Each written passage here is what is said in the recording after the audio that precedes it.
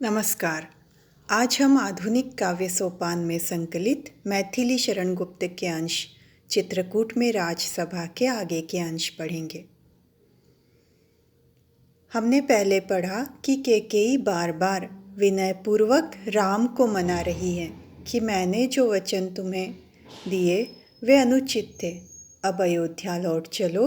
अयोध्या की पूरी प्रजा तुम्हारा रास्ता देख रही है। भरत के मन में भी संताप है, ग्लानि है।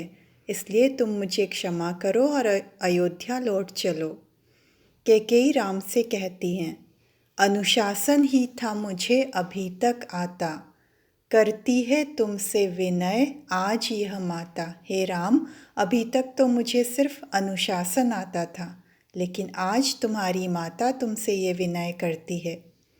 तब राम कहते हैं, हा मात, मुझको करो न यूं अपराधी, मैं सुन न सकूंगा बात और अब आधी। हे माता, इस तरह विनयपूर्वक बात करके मुझे अपराधी मत बनाओ। मैं इस तरह दैन्य और विनती से भरी बात नहीं सुन पाऊंगा। कहती हो तुम क्यों अन्य तुल्य यह वाणी, क्या राम तुम्हारा पुत्र नहीं वह मानी। तुम अन्य तुल्य, दूसरों की तरह पराई वाणी क्यों बोल रही हो। क्या अब मैं तुम्हारा पुत्र नहीं हूँ, जो हमेशा बचपन से मान करता था, रूठता था, मानता था। इस भांति मनाकर हाय मुझे न रुठाओ, जो उठूं न मैं क्यों तुम ही न आप उठाओ। तुम जो इस तरह मुझे मनाओगी तो कहीं मैं फिर रूठ न जाऊं। इस तरह मनाकर मुझे रुठाओ ना। अगर मैं ना भी उठूं तो स्वयं उठाओ, अधिकार से उठाओ। वे शैशव के दिन आज हमारे बीते, माँ के शिशु क्यों शिशु ही न रहे मन चीते। वो जो हमारे बचपन के दिन थे वो बीत गए। तब हम माँ से हट कर सकते थे, अपना मन चाहा मनवा सकते थे, लेकिन अब वे दिन नहीं रहे। तुम रीछ खींच कर प्यार जनाती मुझको, हंस आप रूठती आप मनाती मुझको। तुम रीछती भी थी, खींचती भी थी और इस तरह अपना प्यार जताती थी। स्वयं हंसती, स्वयं रूठती और खुद मनाने आती। वे दिन बीते, तुम जीर्ण दुख की मारी, मैं बड़ा हुआ अब और साथ ही भारी। राम कहते हैं कि अब वे दिन बीत गए, तुम बहुत बड़े दुख से व्यथित हो। मैं भी अब बड़ा हो गया और साथ ही भारी हो गया हूँ। अब उठा सकोगी तुम न तीन में कोई। अब मैं इतना भारी हूँ कि तुम तीनों माताओं में से कोई मुझे उठा नहीं पाएगा। तुम हल्के कब थे, हंसी कैकेयी रोई। कैकेयी हंसने के साथ ही बचपन के उन प्रसंगों को याद कर रो पड़ी। कहती हैं कि तुम हल्के कब थे राम। तब राम कहते हैं, माँ, अब भी तुमसे राम विनय चाहेगा, अपने ऊपर क्या आप अद्री ढाहेगा। हे माता, क्या अब भी राम तुमसे विनय की चाह रखेगा। वो क्या अपने आप अपने ऊपर पहाड़ ढाएगा। अब तो आज्ञा की अम्ब तुम्हारी बारी, प्रस्तुत हूँ मैं भी धर्म धनुर्धृति धारी। हे माता, अब तो मुझे आज्ञा देने की बारी तुम्हारी है, मुझे आदेश देने की बारी तुम्हारी है, और मैं भी तुम्हारी आज्ञा का पालन करने के लिए प्रस्तुत हूँ। किंतु माँ, ये स्मरण रहे कि मैंने धर्म रूपी धनुष को धैर्यपूर्वक धारण कर रखा है। कहीं ऐसा ना हो कि आप ऐसी आज्ञा दें जिससे मेरे धर्म का ह्रास हो, धर्म संकट हो। जननी ने मुझको जना, तुम्ही ने पाला, अपने सांचे में आप यत्न से ढाला। मुझे जन्म तो भले ही कौशल्या माँ ने दिया, लेकिन पाला तो तुम्ही ने है और प्रयत्नपूर्वक अपने सांचे में ढाला। मुझ में तुम्हारे ही संस्कार हैं माँ।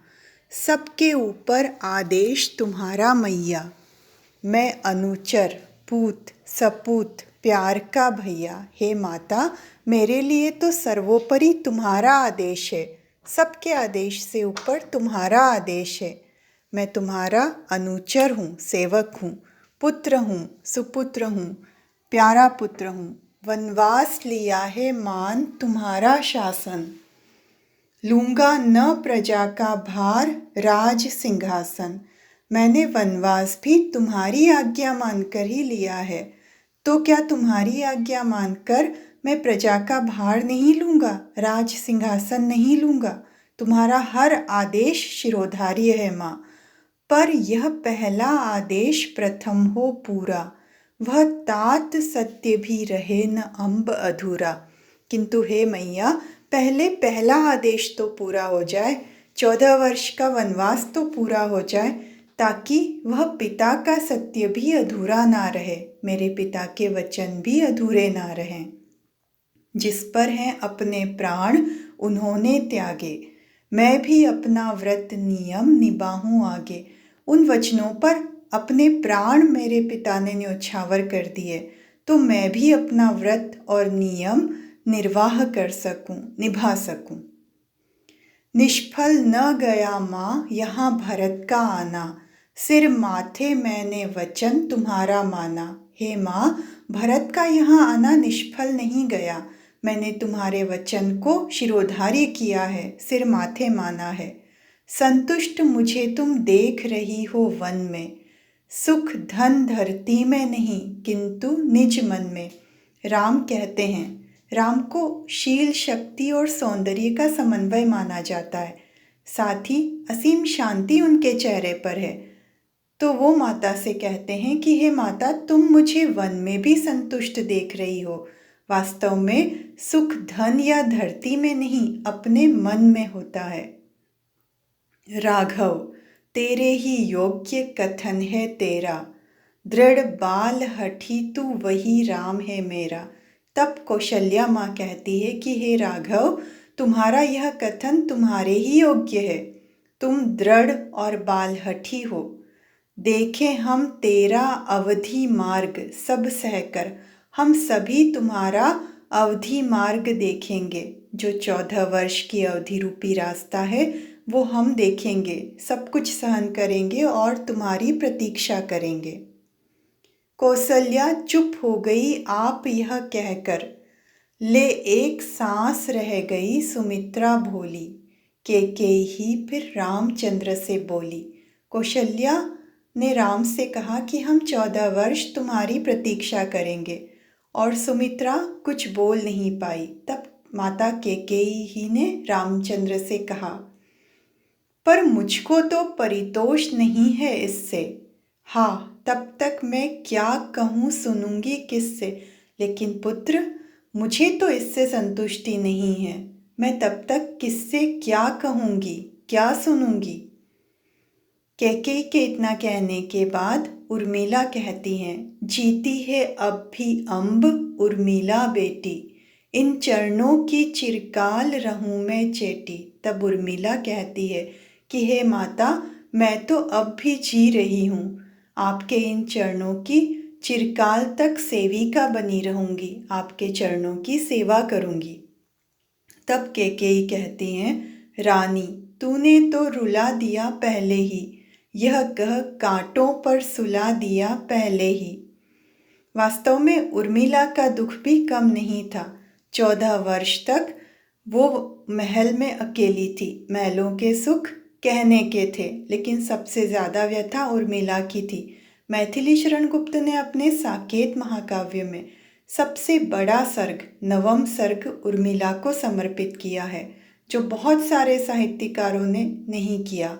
उर्मिला को हिंदी साहित्य में महत्व नहीं दिया गया, लेकिन मैथिली शरण गुप्त ने अपने काव्य में उर्मिला की व्यथा को बहुत संवेदना से व्यक्त किया है।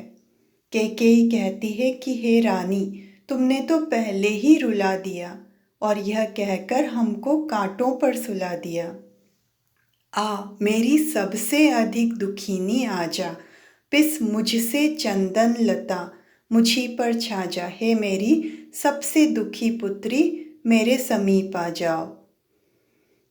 कैकेयी राम से कहती हैं, हे वत्स, तुम्हें वनवास दिया मैंने ही, अब उसका प्रत्याहार किया मैंने ही। हे पुत्र, तुम्हें वनवास मैंने दिया था और अब उसका समाधान भी मैं ही कर रही हूँ। तब राम कहते हैं, पर रघुकुल में जो वचन दिया जाता है, लौटा कर वह कब कहाँ लिया जाता है। माँ, तुम तो जानती हो कि रघुकुल में जो भी वचन दिया जाता है वह लौटा कर नहीं लिया जाता। क्यों व्यर्थ तुम्हारे प्राण खिन्न होते हैं, वे प्रेम और कर्तव्य भिन्न होते हैं। तुम बेकार में ही स्वयं को दुखी कर रही हो, प्रेम और कर्तव्य को अलग कर रही हो। जाने दो, निर्णय करें भरत ही सारा, मेरा अथवा है कथन यथार्थ तुम्हारा। मेरी इनकी चिर पंच रही तुम माता, हम दोनों के मध्यस्थ आज ये भ्राता। फिर राम केकई से कहते हैं कि ठीक है, जाने दो, अब इस बात का निर्णय भरत करें कि मेरा कथन सत्य है या तुम्हारा कथन सत्य है। तुम हमेशा से, बचपन से मेरी और भरत की पंच रही हो, निर्णायक रही हो, लेकिन आज हम दोनों के मध्यस्थ ये भ्राता भरत बन जाएंगे। तब भरत दुखी होकर कहते हैं, हाँ आर्य, भरत के लिए और था इतना, बस भाई लो माँ कहें और ये कितना। कि हे आर्य, भरत के लिए क्या अब यही शेष था, मैं आपका और माँ का निर्णय करूं। हे भाई, हे माँ, और कितना कहोगे और कितना मुझे अपयश का भागी बनाओगे। कहने को तो है बहुत दुख से सुख से, पर आर्य कहूँ तो कहूँ आज किस मुख से।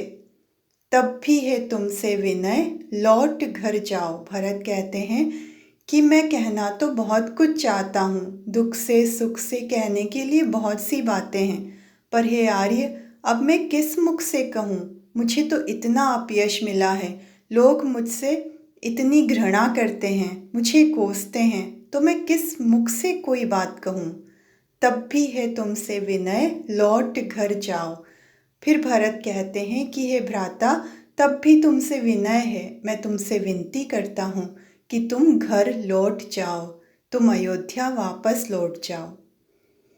आगे के अंश हम अगली कक्षा में पढ़ेंगे। धन्यवाद।